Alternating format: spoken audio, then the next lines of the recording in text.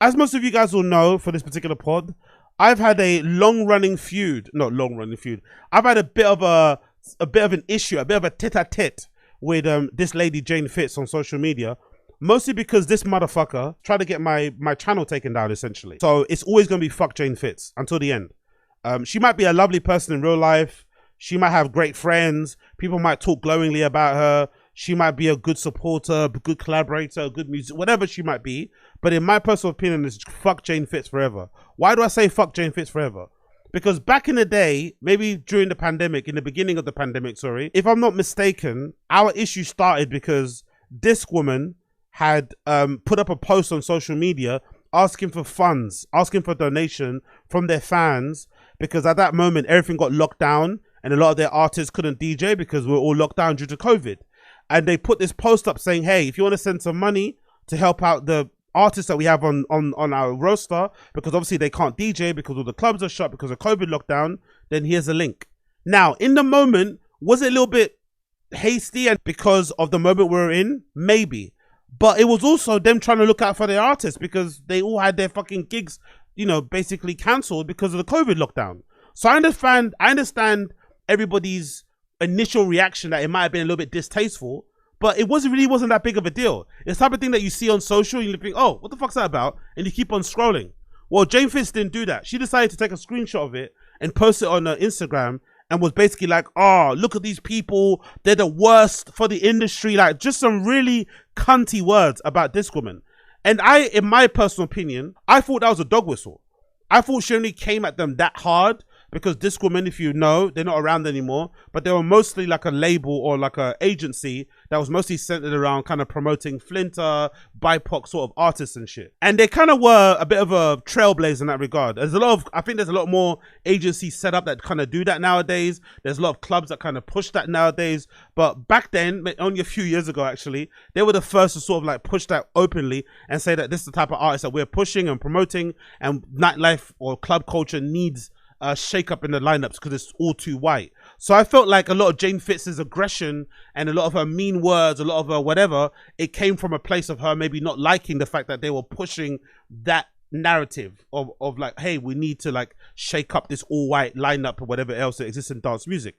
So when she said that, I didn't like it. So I decided to talk about it on my podcast. Now I watched the clip back again and I'm rambling a bit and not really clear on my point, which I used to do and kind of still do now. But I was pretty clear in saying that, yeah, I understand where her initial, you know, ick would come from people asking for money. Because I think in general, regardless if you ask it in a kind way, in a sincere way, understandable way, it's always going to feel a little bit icky when you see somebody asking for money.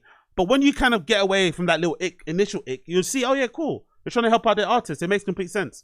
And I also thought it was a bit rich coming from her, because you're criticizing this woman for asking for donations, but I didn't see her criticizing her fellow DJs, white ones by the way, mostly all white, who were playing Playgraves. I didn't see her make one comment about DJs playing Playgraves, but here she is talking about fucking this woman, right? So I thought that was fucking rich. So fuck her, innit? So I said that, and then I got a fucking defamation notice from YouTube. And those things are serious because that could actually terminate your channel. That could, obviously the monetization could get risked, but I'm not really that bothered about monetization. If it goes, I'm still going to make content. But she was going to, that defamation thing would have eventually taken out my channel. And she was fucking cheeky as well. So fuck this, fuck fucking Jane Fitz. She was fucking cheeky because I also got a bunch of emails from people that I think are her friends or something. So fuck them all as well, whoever those people are. And you'd never say any of that stuff in real life, obviously. But there was this one particular person, I think it was a girl, who was a photographer, because I think I used a picture that I found on Google of her as a thumbnail, and one of the she was like, "Oh, that picture's mine. Take it down. I'm gonna send you a lawsuit or something, or worse, that kind of effect." I'm like, who are these people? Like, just because I pointed out what you said was shitty, and I said fuck you, you then decided to try and get my channel taken down by striking me with a defamation thing on strike on YouTube, and then you sent some of your fucking fans and your friends to hit me on email and try and bully me or something to try and take down a video or remove a thumbnail. Like, go get fucked. Get fucked. So anyway, saying that, I'm going with this video clip. She sat down with this podcast with the artist and DJ Scuba. It's called Music Not Diving. where she speaks a little bit about the lack of criticism in music journalism in general. Now, I largely agree with what she's saying about criticism in music, but I find it incredibly rich coming from her, because I essentially was criticizing her and she tried to get my whole channel taken down. She tried to silence me. So I find it interesting that she's saying there's not a lot of music criticism there's not a lot of criticism in music nowadays, right? But then you try to take me down and try and silence my voice. So fuck her, but let's play the video anyway. I don't know. I go through stages. At one point, I was really, really excited by Resident Advisor because they had journalists working there. You know, good journalists, Todd Burns, Will Lynch, Ryan Keeling, all these people were like, they were editorial people. Yeah. And you could feel it. And as a journalist, that's why I could feel it. So the features in there had substance, and they didn't seem to be pushing the journalists' narrative. They were always about the person, whereas now I don't see that. Right. And I see that to me it feels like the intern's got control. Okay. Yeah, okay. But I do see, I've noticed. What does that mean? That feels like another dog whistle. When she says the interns took control, what does she mean by that? What does she mean by that, do you think, when she says the interns took control? What would interns at a music label, what would interns at a music magazine, what would interns at a music publication, a dance music publication look like? Exactly.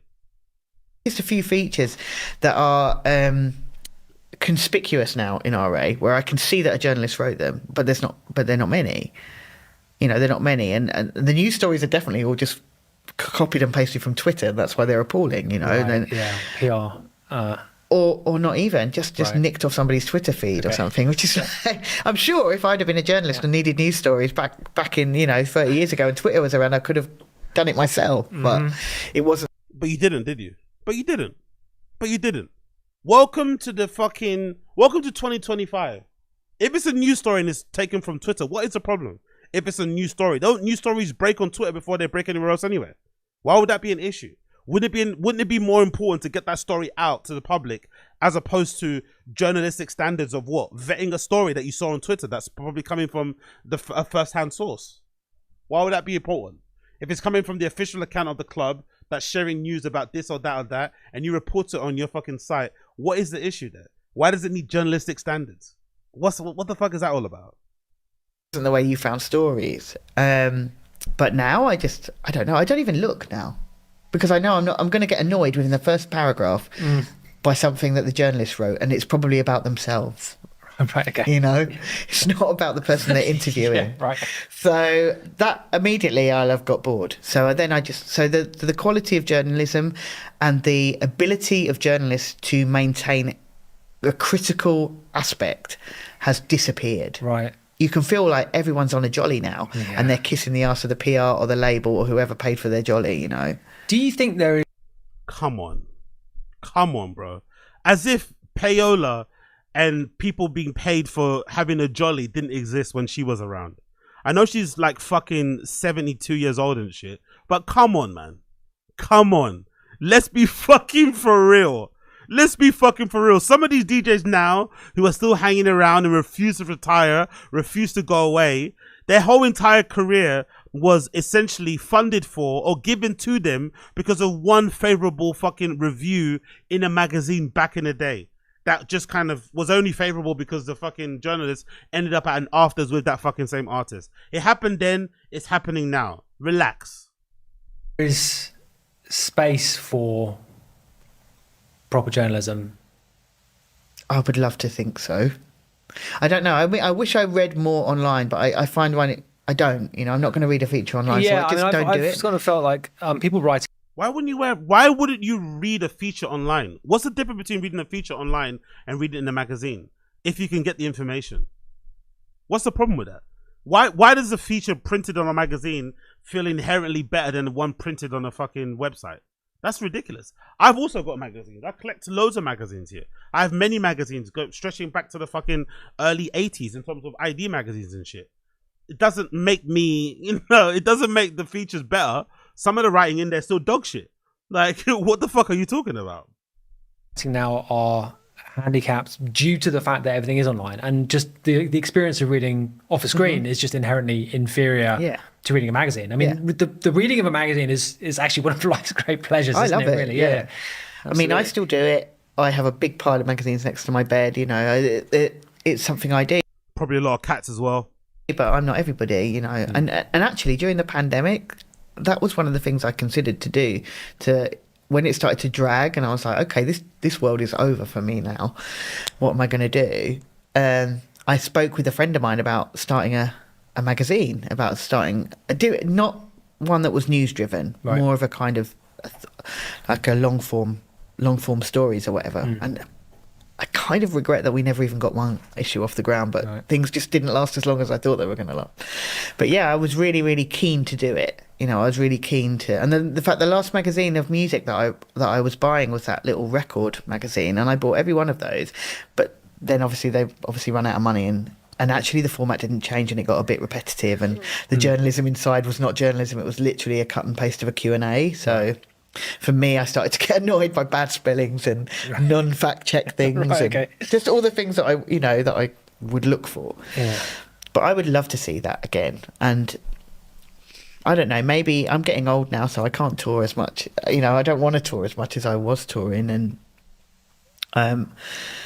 if I get to a point where I'm going to tour much less, then I will definitely start looking into doing something like that, because my heart is still in magazines. Yeah, please go back there. But yeah, I just find it rich coming from her. Everything that she's saying, she's somewhat valid in what she's saying. She comes from experience. It comes from experience. There is maybe an inherent benefit in printing magazines. I used to love reading magazines. Used to love standing around WH Smith and other types of magazine shops and just reading fucking countless magazines, sometimes stealing them, unfortunately. Please forgive me, WH Smith. But the world has moved on. Things are different now. There are places where you can get those magazines still, but information has been disseminated in a much different way. Doesn't mean it's better, no, but it's different. And maybe embracing that or coming to terms with that is probably the best way to kind of push the culture forward. You don't want to, you want to be fuddy-duddy about it, cool, do your thing. But her basically saying that we miss music criticism, there's a lack of critical thinking, there's a lack of critical opinions, there's a lack of nuance, whatever else it may be. I think this is why spaces like this exist online. People to rant and shout and talk whatever shit they want online about some of these artists and the things that they do.